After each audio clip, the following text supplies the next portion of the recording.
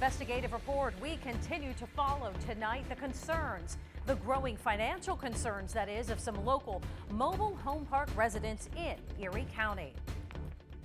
Tonight, we are sharing how they are working to fight for their livelihood and for their neighbors.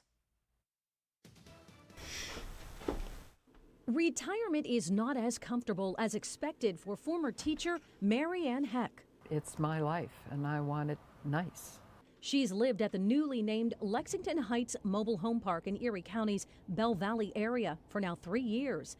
And she's been keeping track of the rising costs brought on by new owners. So in less than 6 months, we had our lot rent raised $115. What's more, they didn't give any explanation at all. They just said it was going to happen.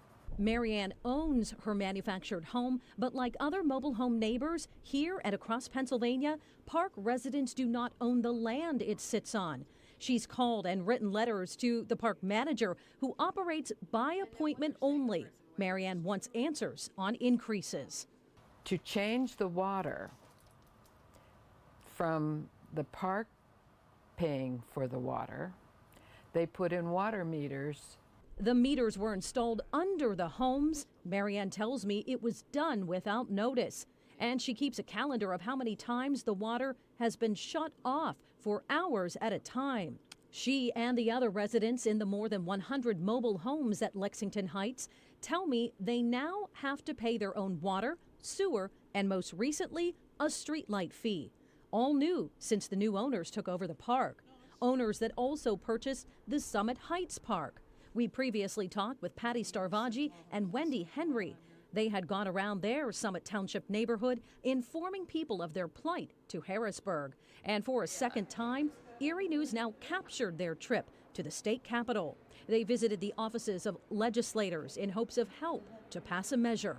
It would put a 10% cap on lot fees, so park owners cannot raise it more than that in a year. There's legislation in both the House and the Senate. Because the lot rent goes up in January, we want to get the bills out of committee and passed so they're into law before next January. They are part of the same group from across the state who have met with House and Senate members. The Mobile Home Coalition continues their fight for a better financial solution to stay in their homes. Now, we've been following this for a while, hence the snow in some of that video. And I did reach out to the Lexington Heights Park manager, did not receive a response to questions that I have. But coming up on Erie News Now at 6, we will, however, hear from 2 Erie County lawmakers, also local residents who went to Harrisburg, and then we're going to find out the stance on the legislation. Mike?